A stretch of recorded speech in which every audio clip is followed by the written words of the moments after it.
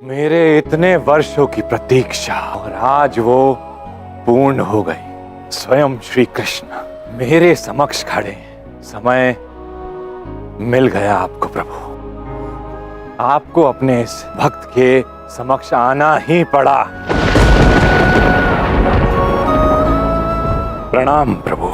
शनिदेव, काशीराज महादेव को मृत्यु दंड देने जा रहे हैं। ये आपकी वक्र दृष्टि के कारण हुआ है। आपको ये सब रोकना होगा, ये अनर्थ है। मार दो इसको, मृत्यु दंड दो, युवराज का हत्या है ये। मार दो इसको, मृत्यु दंड दो, युवराज का हत्या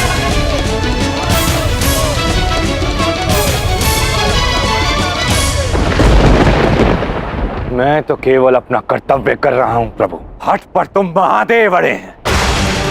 अगर वो चाहें तो अपनी शक्तियों का उपयोग कर उस समस्या से उसी क्षण बाहर निकल सकते हैं, किंतु नहीं, उन्होंने अपनी शक्तियां देवी पार्वती को देकर स्वयं शक्तिहीन हो गए हैं। क्रोध में आप अपना विवेक खो चुके हैं शनिदेव। अब जानते हैं ना, आपको ज्ञात है, जिन्होंने आपको ये शक्ति प्रदान की, आशीर्वाद प्रदान किया, आप उन्हें ही दोषी कह रहे हैं। दोषी महादेव नहीं, दोषी तो आप हैं। मैं आपको दंडित करना चाहता हूं, आप पर अपनी वक्र दृष्टि डालना चाहता हूं, और मैं अपने कर्तव्य से पीछे नहीं हटूंगा। उचित है शनिदेव। क्या आप मुझे ये बता सकते हैं कि आप मुझ पर ये वक्र दृष्टि क्यों डालना चाहते हैं? क्या आप मुझे बता सकते हैं इसमें मेरा क्या दोष है? आपका दोष ये कि आपने वर्षों तक मुझे अनदेखा किया। मैंने आपकी कितनी प्रतीक्षा की। आपके जन्म पर आपने मुझे दर्शन तक नहीं दिए। आपने उस बात को कोई महत्वता नहीं दी। गोकुल में मुझे अपमानित किया गया। कहाँ जा रहे हो? बालक छोटा है, आपका इतना कुरूप देखकर लल्ला भयभीत हो गया तो आप चले जाइए यहाँ से। उस महिला ने मेरे कुरूप का उपहास किया, आपसे मिलने तक नहीं दिया, किंतु मुझे उस बात का कोई दुख नहीं, क्योंकि मुझे लगा कि एक दिन आप स्वयं आप मुझसे मिलने आएंगे, किंतु ऐसा कभी नहीं हुआ। आप मुझसे कभी मिलने नहीं आए। वर्षों तक प्रतीक्षा की, किंतु आपने मेरी सुध तक नहीं ली। और किसी की प्रेम का तिरस्कार इस तरह पाप ही हुआ ना। आपको उसका दंड अवश्य मिलेगा। आपने कितने वर्ष मेरी प्रतीक्षा की शनिदेव? अनंत काल तक मैंने आपकी प्रतीक्षा की है प्रभु। इस ब्रह्मांड में एक सूक्ष्म अणु से लेके महाशक्तियों तक हर एक की गति भिन्न भिन्न है। तुम्हारी गति अत्यंत धीमी है। तुम शनि शनि चलते हो शनि, इसलिए तुम्हारे कई वर्ष मेरे एक क्षण के समान है।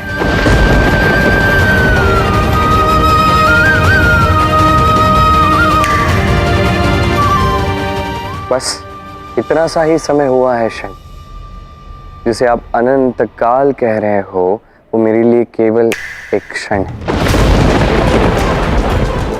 असंभव है ये। यही सत्य है शनिदेव। आपके सहस्त्र वर्ष मेरे एक क्षण के समान है। मेरा समय और आपका समय, इसमें बहुत बड़ा अंतर है। इसकी गति में बहुत बड़ा अंतर है। इसलिए आप मुझे दोष दे रहे हैं। इसके लिए आपको लग रहा है कि मैं दोषी हूँ, पर ऐसा नहीं है। हमारे भाव फिर भी समान है। जिस प्रकार आप मुझसे प्रेम करते हैं, मैं भी आपसे उतना ही प्रेम करता हूँ। ये उस प्रकार की बात है शनिदेव, जैसे एक व्यक्ति जीवन भर प्रेम देता है और दूसरा व्यक्ति जीवन भर का प्रेम एक क्षण में दे देता है। ये समझने के पश्चात भी क्या आपको यही लगता है कि मैं आपके प्रेम का तिरस्कार करता हूँ? आप मुझे कितना भी उलझाइए, मैं आपकी मीठी मीठी बातों में नहीं आने वाला। मैं आपको दंडित कर रहूंगा, आप पर अपनी वक्र दृष्टि डाल कर रहूंगा। ये मेरा कर्तव्य है और मुझे अपना कर्तव्य पूर्ण करने से कोई नहीं रोक सकता।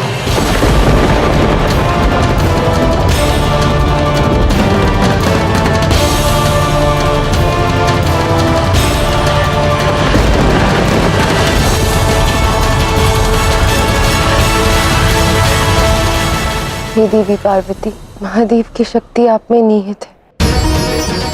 आप शक्ति स्वरूप है और अब स्वयं महादेव को आपकी आवश्यकता है। उनकी रक्षा कीजिए देव। राधा, महादेव की शक्ति उनके साथ ही, इसीलिए वो इतना महान कार्य कर रहे हैं।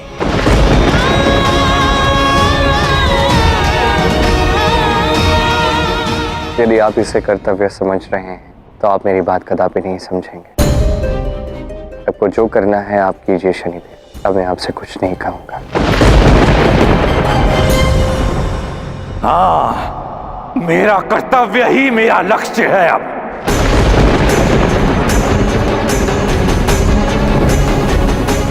अब मेरी वक्र दृष्टि से आप बच नहीं सकते श्री कृष्ण। क्या आपको ऐसा लगता है शनिदेव कि मैं आपके वक्र दृष्टि से भागने का प्रयास करूंगा?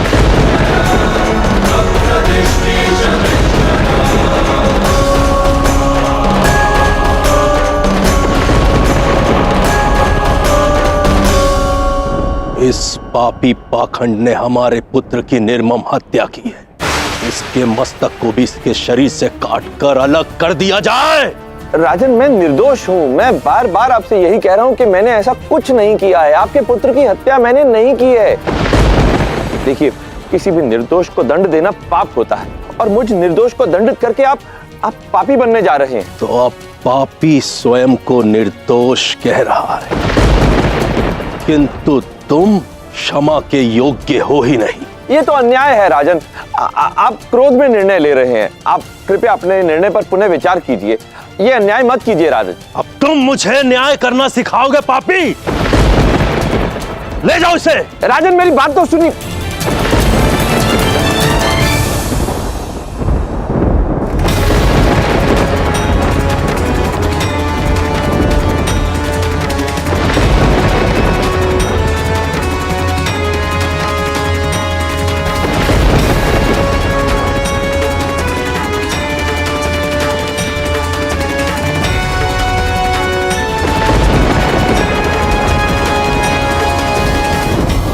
महादेव को दंड देने का प्रयास कर रहे हैं काशी नरेश। वो ये नहीं जानते कि कितना बड़ा अपराध कर रहे हैं।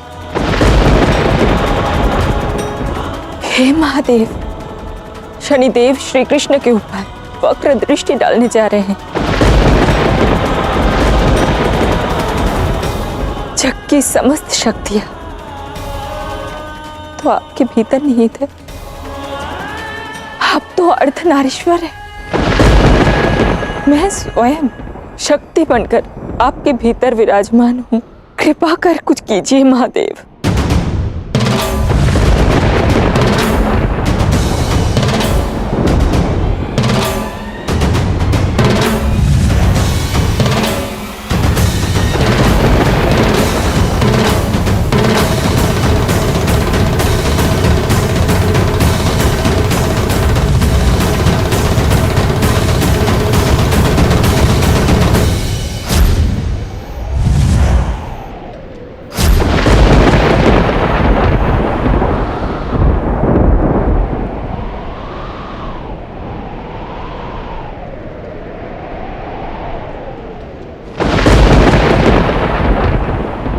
ये सब क्या हो रहा है?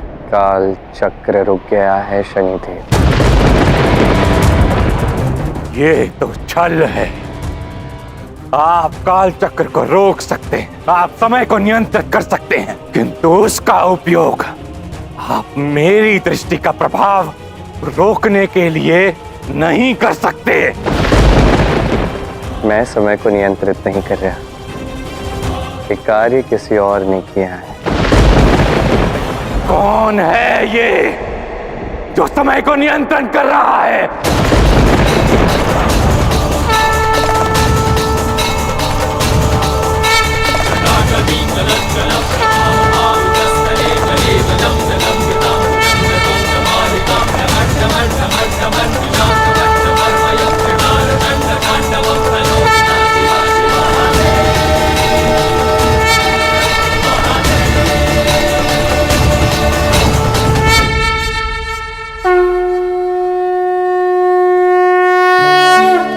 महादेव, आप मेरे समक्ष।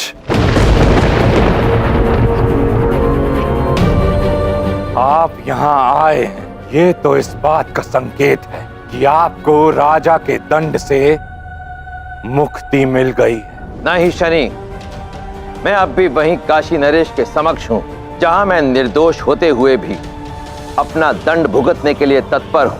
किंतु आप तो इस समय हमारे समक्ष हैं। ये महादेव का विस्तार रूप है।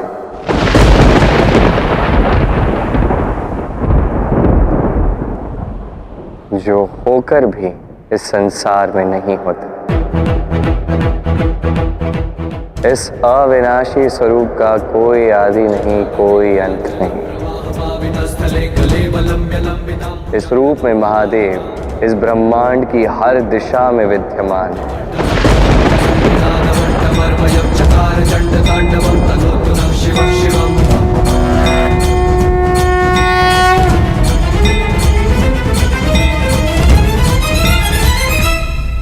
तो आप पुनः यहाँ श्री कृष्ण की रक्षा के लिए आए हैं। तो आपका भक्त होने के नाते मैं आप ही से एक प्रश्न का उत्तर चाहूंगा। वो क्या कारण है जो आप मुझे श्री कृष्ण पर वक्र दृष्टि डालने से रोक रहे हैं?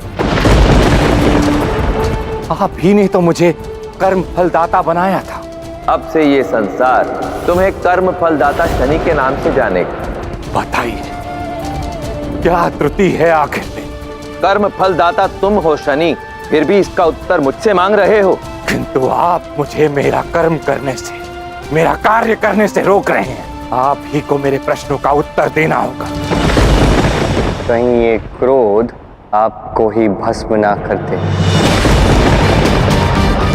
आप स्मरण कीजिए, जब आप मुझ पर वक्र दृष्टि डालने आ रहे थे तब महादेव ने आपसे क्या कहा था?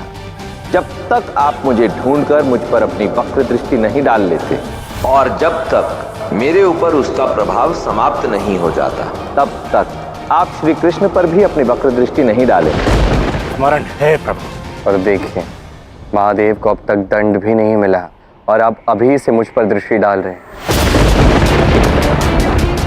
यही बताने के लिए मैं यहाँ आया हूँ शनि। ये घोर अनर्थ है। यदि तुम ऐसा करोगे तो न्याय का क्या होगा? महादेव, यदि आपको यह अनुचित लगता है तो अवश्य ही आपकी आज्ञा का पालन करूंगा। मैं श्री कृष्ण को समय अवश्य दूंगा। शनिदेव, ये आप क्या कर रहे हैं? महादेव निर्दोष होकर भी मेरे लिए ये दंड भुगतने के लिए सज्ज हैं, किंतु आप अब भी नहीं समझ रहे हैं। महादेव प्रेम के वशीभूत मेरे लिए इतना बड़ा त्याग कर रहे हैं। मैं आपकी भोली भाली इन मीठी बातों में नहीं आने वाला। मैं अपना कर्तव्य करके ही संतुष्टि पाऊंगा। जिसके समक्ष प्रेम मुझे महत्वहीन प्रतीत होता है। ये शनि तो प्रेम को सर्वथा भूल गया है श्री कृष्ण। अब आपको ही इसे प्रेम की महत्ता पुनः समझानी होगी।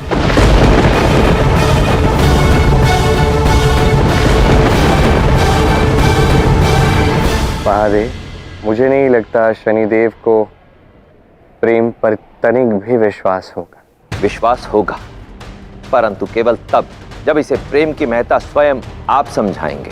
क्या पुनः यहाँ कोई योजना बनाई जा रही है?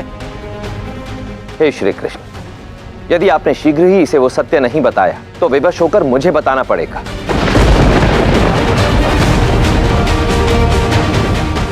तो सुनो शनिदेव, तुम्हारे जीवन का वो बड़ा सत्य जिससे तुम आज तक अनभिज्ञ थे, परंतु आज तुम्हें उससे अवगत कराना अत्यावश्यक हो गया है। आज यदि तुम शनिदेव अस्तित्व में हो तो उसका केवल एक ही कारण है, श्री कृष्ण।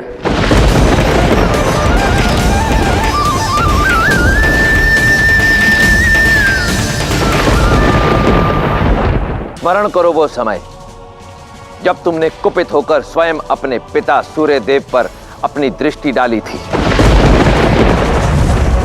सूर्यदेव पर दृष्टि डालने के कारण संपूर्ण ब्रह्मांड संकट और अंधकारमय हो गया था। तो इस घटना का मेरे अस्तित्व से क्या संबंध है? संबंध है शनिदेव। अपने व्यक्तिगत क्रोध के कारण संपूर्ण सृष्टि को संकट में डाल देना सर्वथा अनुचित है और तुम्हारे इस कृत्य से कुपित होकर तुम्हारे पिता सूर्यदेव स्वयं नारायण के पास पहुंचे, तुम्हारी घोर निंदा की और तुम्हें दंडित करने का आग्रह भी किया। ऐसे समय में केवल नारायण ही थे जिन्होंने तुम्हारे पिता को उनकी त्रुटि बताई। शनि ने जो दंड आपको दिया है वही उचित है, और जिस काले रंग के लिए आप छाया को अयोग्य कहते हैं वो केवल उनका रंग नहीं अपितु उनके कठोर तप का चिन्ह है। इतनी तपस्विनी पत्नी और इतना तेजस्वी पुत्र होना सौभाग्य की बात है सूर्यदेव। और तुम्हें दंड ना देने का निर्णय भी उन्होंने ही लिया। अब इस संपूर्ण सृष्टि में ऐसा कोई भी नहीं जो शनि की दृष्टि से बच सके। सबकी भद हमारे कर्म का न्याय शनि ही करे।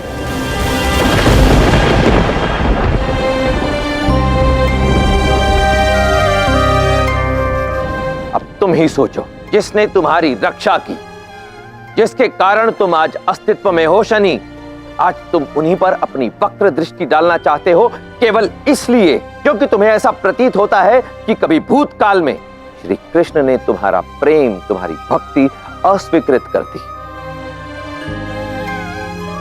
अब तुम ये सत्य जान गए हो, उसके पश्चात ही कोई न्याय करो।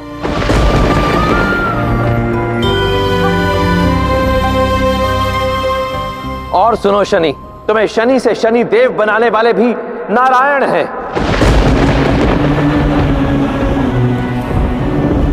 ये सत्य है कि मैंने तुम्हें सभी शक्तियां दी, परंतु मैं केवल एक माध्यम मात्र था। सभी लोगों में तुम्हें कर्म फलदाता की पहचान दिलाई वो नारायण ही थे।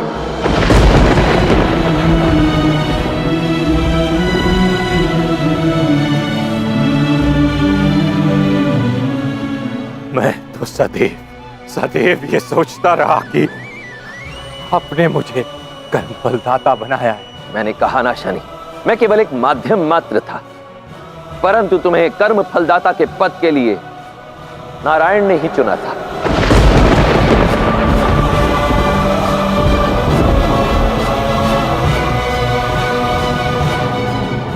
क्या ये सत्य है प्रभु? मैं जिन पर अपनी दृष्टि डालकर अपना क्रोध शांत करना चाह रहा था, वो मेरा इतना ध्यान रखते हैं। मैंने बस आपको वही दिया जिसके आप योग्य थे शनिदेव। शनि, देखो मेरे प्रभु को, ये भला किसी का प्रेम, किसी की भक्ति कैसे अस्वीकार कर सकते हैं? अब सारा सत्य जानने के पश्चात तुम्हें कर्म फलदाता के रूप में निर्णय लेना है। वो निर्णय सोच समझ कर लेना।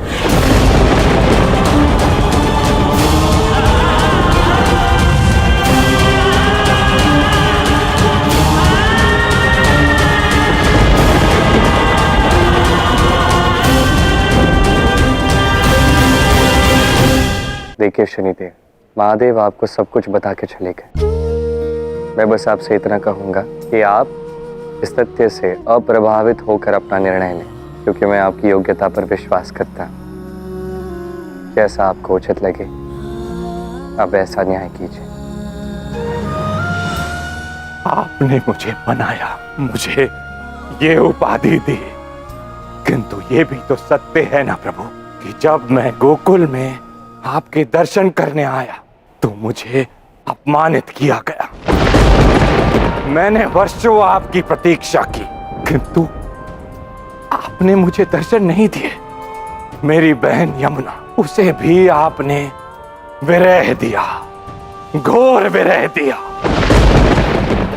क्षमा कीजिएगा प्रभु, किंतु दंड के तो अधिकारी हैं आप।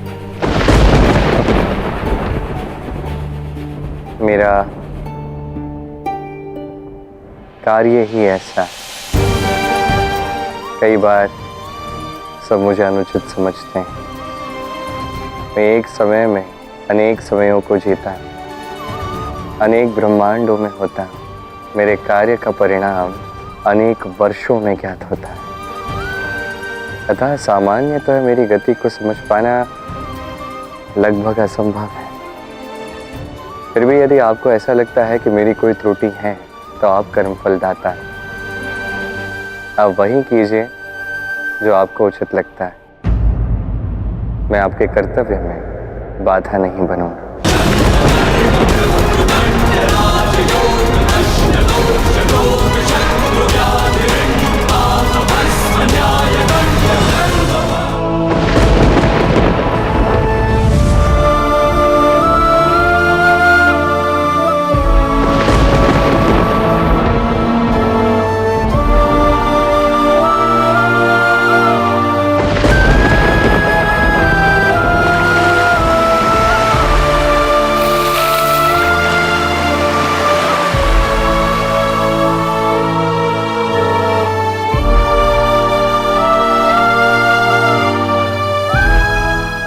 भ्राता शनि,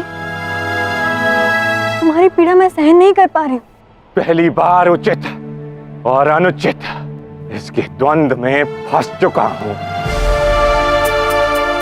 क्या करूं कुछ समझ नहीं आ रहा। श्री कृष्ण और महादेव के अत्यंत प्रयासों के पश्चात उन्होंने मुझे कर्म फलदाता घोषित किया। सबकी भद हमारे कर्म का न्याय शनि ही करे। अब से ये संसार तुम्हें कर्म फलदाता शनि के नाम से जानेगा। किंतु मैंने अपनी शक्तियों का उपयोग उन्हीं पर किया। क्या ये उचित है? एक और महादेव मेरे आराध्य निर्दोष होने के पश्चात मैंने उन्हें दंडित किया। इस पाखंडी को समस्त प्रजा के समक्ष मृत्यु दंड दिया जाए।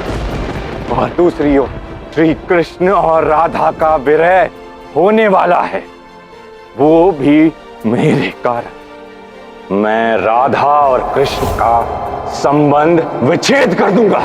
क्या ये उचित है? भ्राता शनि, मैंने तुम्हें पहले ही सचेत किया था, श्री कृष्ण को दंडित मत करो। श्री कृष्ण कभी किसी के साथ अन्याय नहीं कर सकते। उन्होंने मेरे साथ भी कोई अन्याय नहीं किया। मुझे ही मेरे रूप का अहंकार हो गया था। मैंने श्री कृष्ण से हठ पूर्वक विवाह किया। मैं आपसे विवाह करने के लिए यहाँ वृंदावन रुक सकती हूँ, तो आपके वियोग में सूख भी सकती हूँ। कृष्ण और देवी यमुना का विवाह होगा, किंतु मैं आपको सचेत करना चाहता हूँ। भविष्य में ऐसा समय अवश्य आएगा कि आज आप जो कर रही हैं वो भूल। उनके विरह में मैंने उन्हें ही दोष दिया, किंतु अब मुझे सत्य का ज्ञान हो गया कि उन्होंने केवल मेरी इच्छा पूर्ण की थी। तुम्हारे साथ भी यही हो रहा है शनि। अपनी त्रुटि सुधार लो। मैं एक समय में अनेक समयों को जीता। मेरे कार्य का परिणाम अनेक वर्षों में ज्ञात होता है। सत्य कहा था नारायण ने। उनके किए कार्यों का परिणाम कई वर्षों में ज्ञात होता है,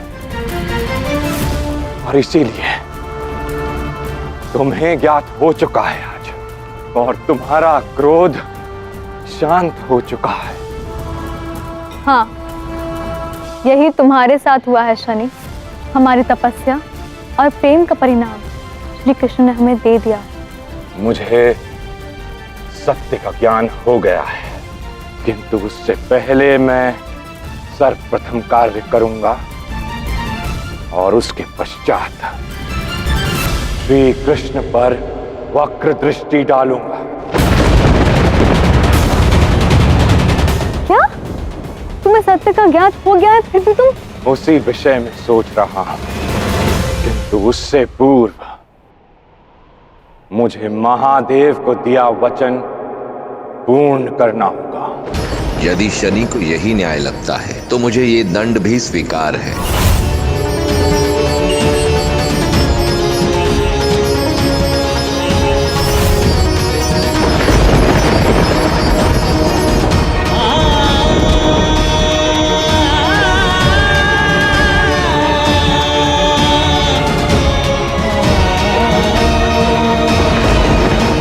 माता पार्वती, हमें आज्ञा दीजिए, हम ये कैलाश त्याग कर जा रहे हैं।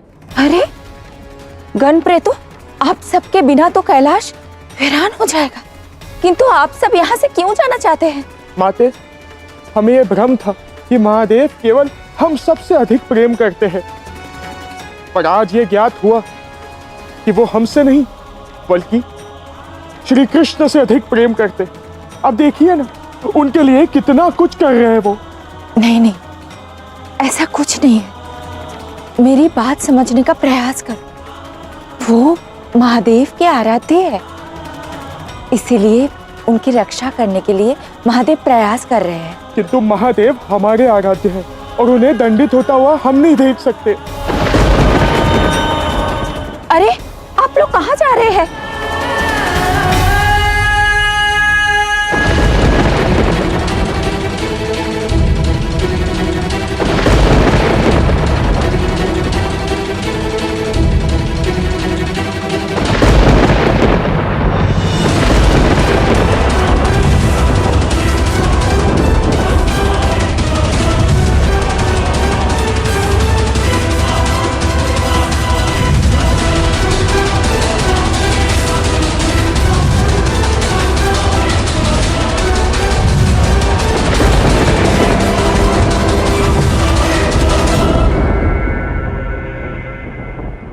पिताश्री,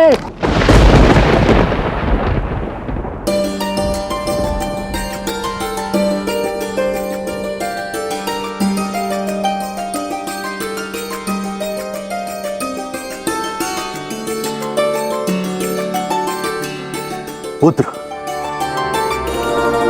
आप दोनों जीवित हैं? पिताश्री, हम सफल हुए। मैंने आखेट में सिंह को मार गिराया। अद्भुत, अद्भुत। हम अत्यंत प्रसन्न हैं, किंतु यह संभव कैसे हुआ? तो अब शनि की वक्र दृष्टि का अंत हो ही गया। श्री कृष्ण ने राधा से सत्य ही कहा था। शनि की वक्र दृष्टि पर प्रेम दृष्टि भारी पड़ेगी। देवी राधा का तप सफल हुआ।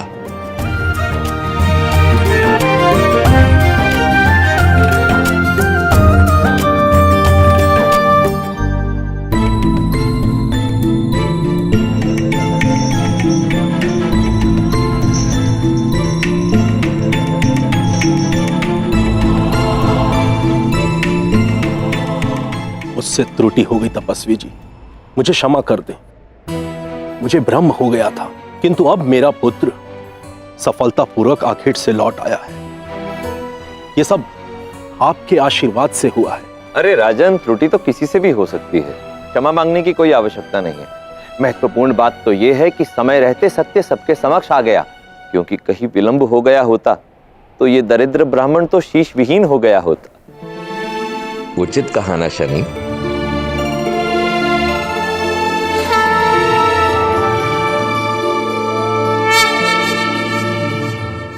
आप बहुत भोले, किंतु मुझे यह समझ में नहीं आ रहा है कि मैं आपको क्या अर्पित करूं। यदि मुझे कुछ अर्पित करना ही चाहते तो प्रेम अर्पण कीजिए, क्योंकि प्रेम जैसी कोई दूसरी वस्तु नहीं है अर्पण करने के लिए। राजन, आज महाशिवरात्रि है, तो मैं आपसे यही आग्रह करूंगा कि आप अपने राज्य में आज भव्य रूप से महाशिवरात्रि का आयोजन करें। अवश्य, आज महादेव का भव्य पूजन का आयोजन है दरबार में। परंतु महाशिवरात्रि तो महादेव और पार्वती के विवाह के उपलक्ष्य में मनाई जाती है ना। महादेव तो पार्वती के बिना वैसे भी अधूरे हैं, तो आप केवल महादेव का पूजन ही क्यों आयोजित कर रहे हैं? बोलिए। किंतु आपको यह कैसे ज्ञात हुआ? देखिए राजन, आप मुझ पर पुनः संदेह कर रहे हैं। नहीं नहीं महात्मन, मैं आप पे कैसे संदेह कर सकता हूँ? जैसी आपकी आज्ञा महात्मा। पूजन में महादेव की मूर्ति के साथ माता गौरी की मूर्ति भी स्थापित की जाएगी। उठिए राजन, उठिए, जाइए और गौरी पूजन का भी आयोजन कीजिए। और अब मुझे आज्ञा दीजिए, मैं प्रस्थान करता हूं। जय नारायण।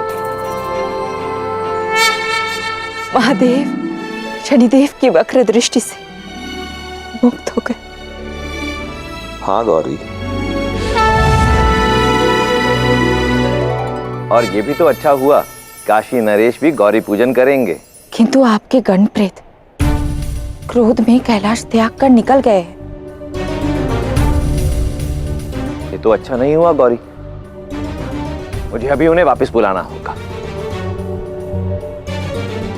कहां जा रहे हो गण प्रेतो?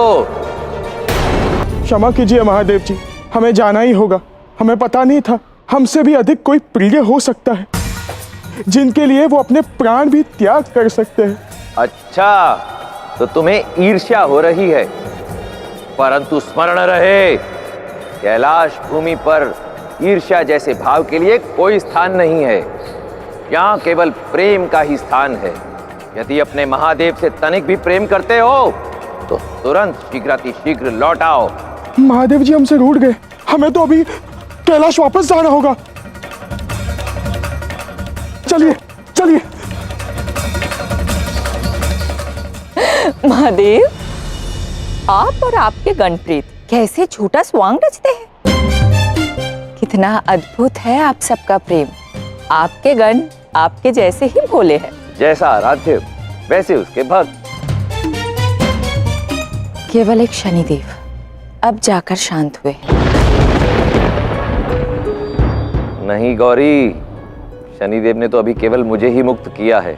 मेरे आराध्य श्री कृष्ण के साथ वो क्या करने वाले हैं ये तो शनिदेव ही जाने। मुझे विश्वास है कि शनिदेव श्री कृष्ण को भी अपनी वक्र दृष्टि से मुक्त कर देंगे। ये तो समय ही बताएगा गौरी। शनि, ये तो तुमने अत्यंत श्रेष्ठ कार्य किया। महादेव को अपनी वक्र दृष्टि से मुक्त कर दिया, अब श्री कृष्ण को भी मुक्त कर दो। नहीं, मैं श्री कृष्ण पर अपनी वक्र दृष्टि अवश्य डालूंगा।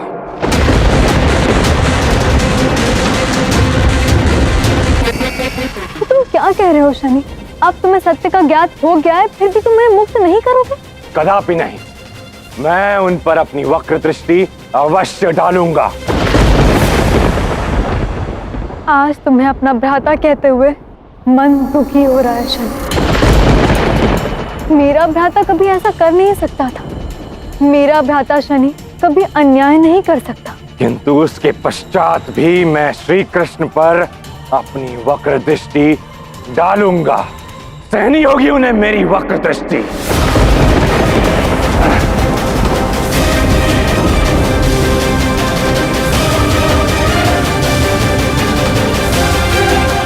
माता, शनिदेव कहाँ है? शनि श्री कृष्ण पर अपनी वक्र दृष्टि डालने जा रहे हैं। हो सके तो उन्हें रोक लो पुत्र।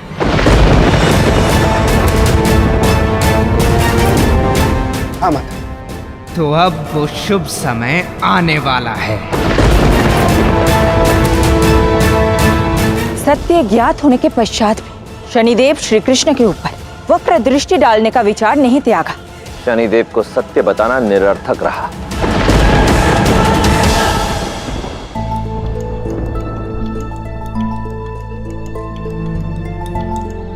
नेत्र खोल हो रहा था।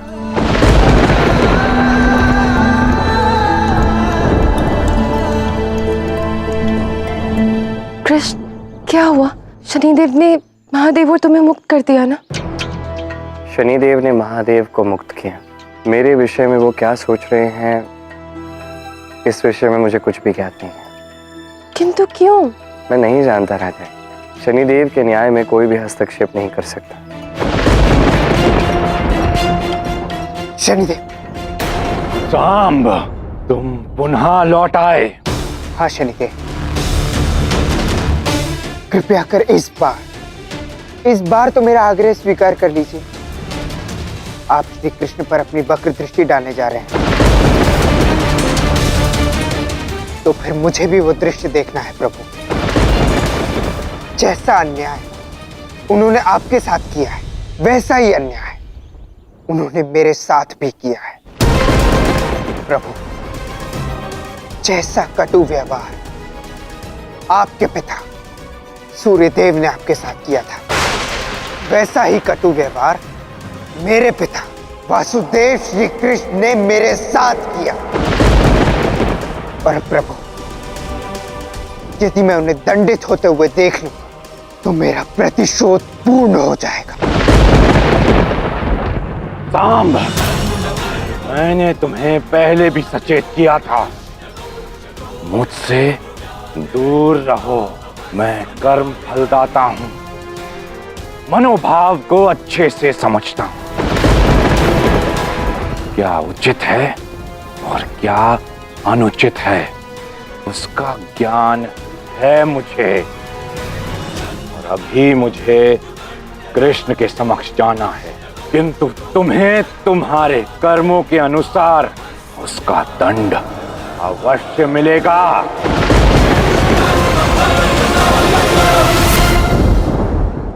मुझे मेरे कर्मों के अनुसार दंड मिलेगा? इसका क्या अर्थ है शनिदेव? मैं तो आपका भक्त हूँ। अरे शनिदेव रुकिए, तो मुझे अपने साथ तो लेके चलिए। सांब, लगता है तुम्हें अपनी वक्र दृष्टि का कोप दिखाना होगा।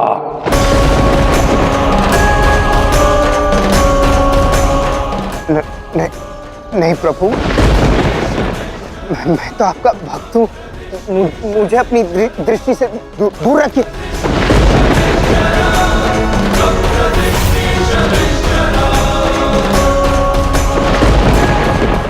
यदि शनिदेव को हमें विरह ही देना है तो उन्हें अपनी वक्र दृष्टि तुमसे पूर्व मुझ पर डालनी होगी कृष्ण।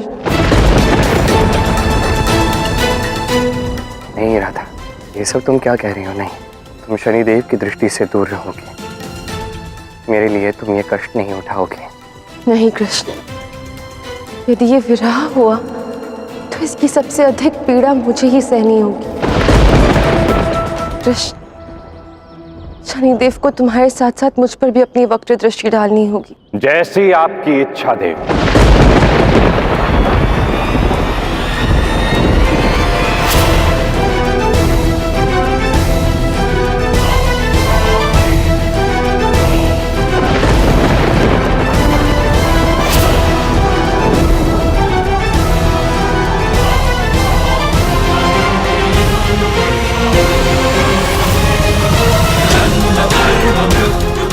अब श्री कृष्ण के साथ मैं आप पर भी दृष्टि डालूं।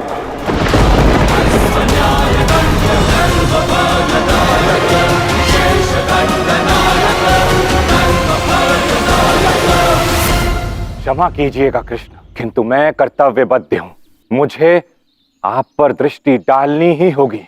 आपको जो उचित लगे आप वही कीजिए। मुझे पूर्ण विश्वास है कि आप अपनी शक्ति का उपयोग उचित रूप से ही करेंगे। शनिदेव, कृष्ण को इस बात से दुविधा ना हो, किंतु मुझे इस बात से दुविधा है, क्योंकि राधा कृष्ण के इस विरह में राधा को भी विरह भोगना होगा। ये दंड मुझे भी भुगतना पड़ेगा। किंतु यही तो मेरा स्वरूप है, क्योंकि मेरी दृष्टि जिस पर भी पड़ती है उसके निकटतम संबंधियों पर उसका प्रभाव अवश्य होता है, और उन संबंधियों के कर्म ही उन्हें ऐसे व्यक्ति के निकटतम लेके जाती हैं जिस पर मेरा दृष्टिपात होता है। और देवी, यही तो विधि का विधान है। ठीक है, यदि ऐसी बात है तो मुझे मेरे कर्मों पर और कृष्ण के साथ पर गर्व है। आपको जो उचित लगे आप कीजिए, हम सज्ज हैं।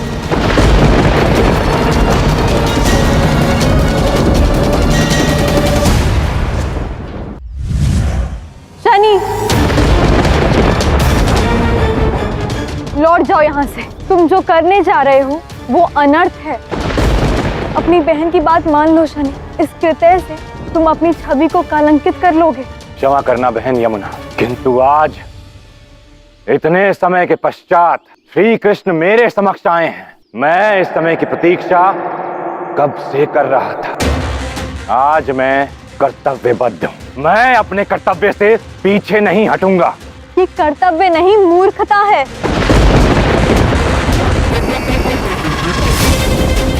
शनि, अपने अस्तित्व का सत्य जानकर भी तुमने अपना निर्णय बदला नहीं। क्रोधवश कोई भी निर्णय मत लेना शनि। हाँ शनिदेव, श्री कृष्ण के ऊपर वक्र दृष्टि डालने का विचार त्याग दो।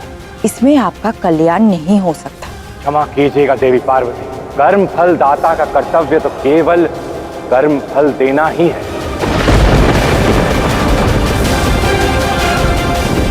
यदि ऐसा है शनिदेव, तो आपको अवश्य दृष्टि मुझ पर डालनी चाहिए। अपने भविष्य के लिए, अपने कर्तव्य के लिए जो भी करना पड़े, आपको अवश्य करना चाहिए।